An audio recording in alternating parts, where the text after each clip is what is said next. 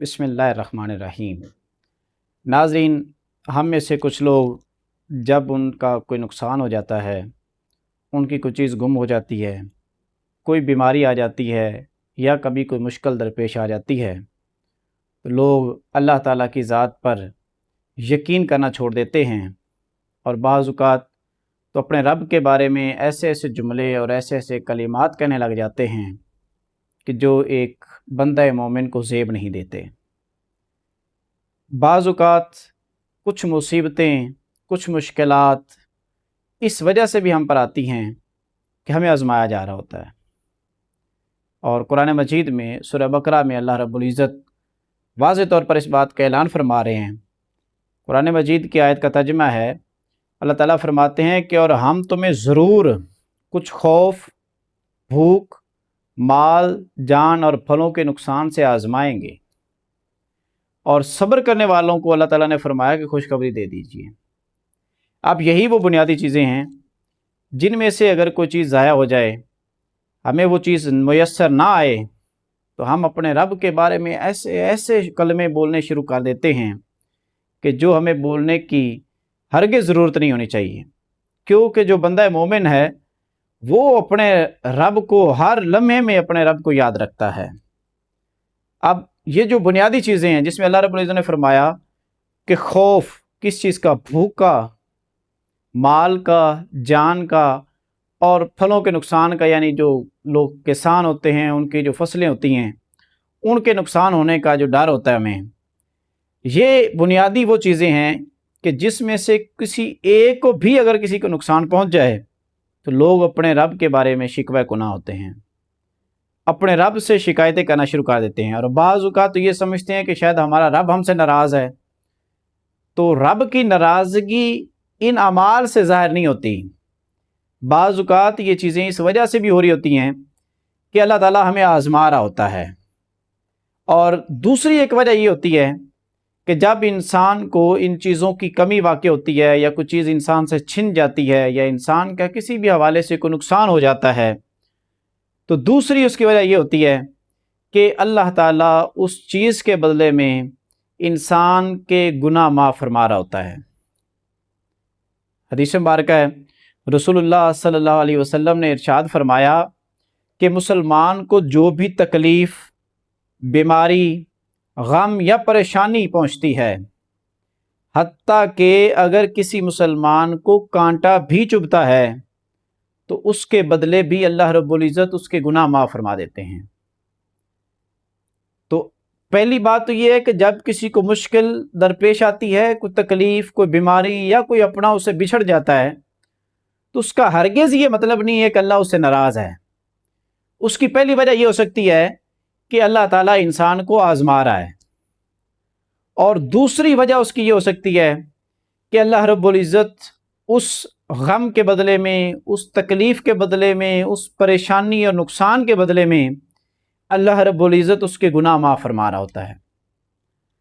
اور یہ صرف ہمیں نہیں آزمایا جا رہا،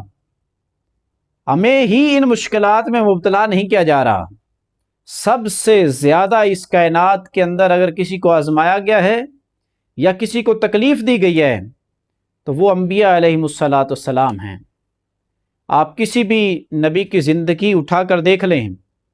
آپ موسیٰ علیہ السلام کی زندگی کے مشکلات پڑھ کر دیکھ لیں،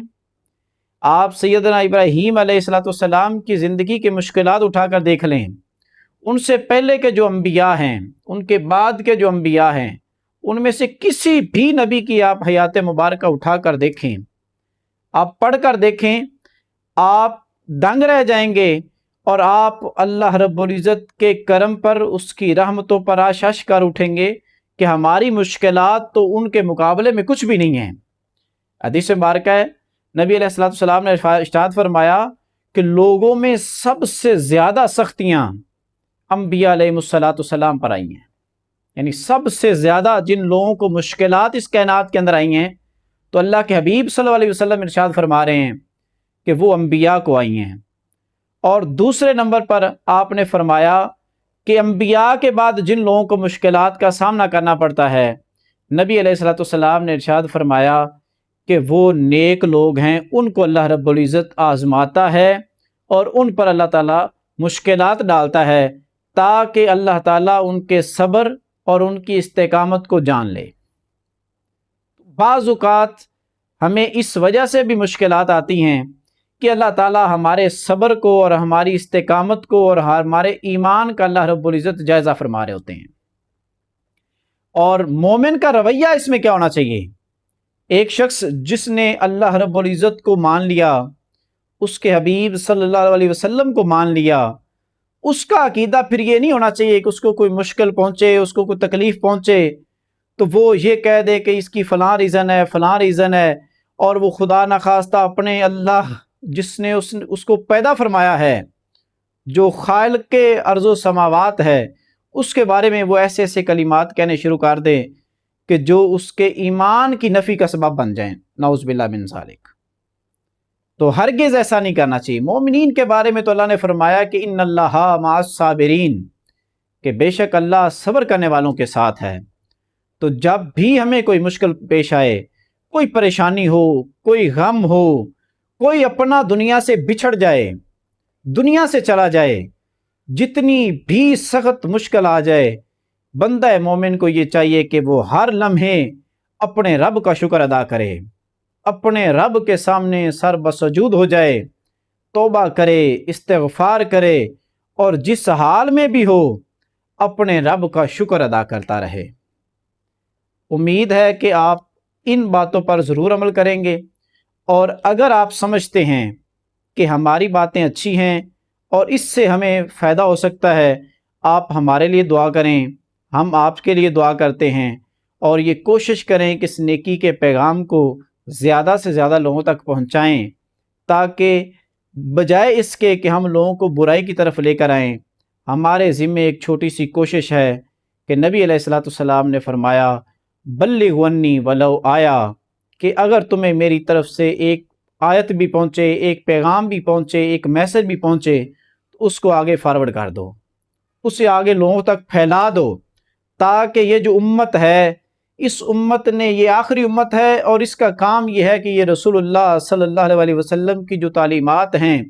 اس کو کائنات کے کونے کونے میں یہ پہنچائیں گے، کیونکہ یہی دین آخری ہے، اور رسول اللہ خاتم النبیین صلی اللہ علیہ وسلم اللہ کے آخری رسول ہیں۔ تو یہ ہم سب کی ذمہ داری بنتی ہے کہ ہم رسول اللہ صلی اللہ علیہ وسلم کی تعلیمات کو ہر شخص تک پہنچائیں۔ اللہ تعالی ہم سب کو عمل کی توفیق عطا فرمائے۔ والسلام علیکم ورحمۃ اللہ وبرکاتہ۔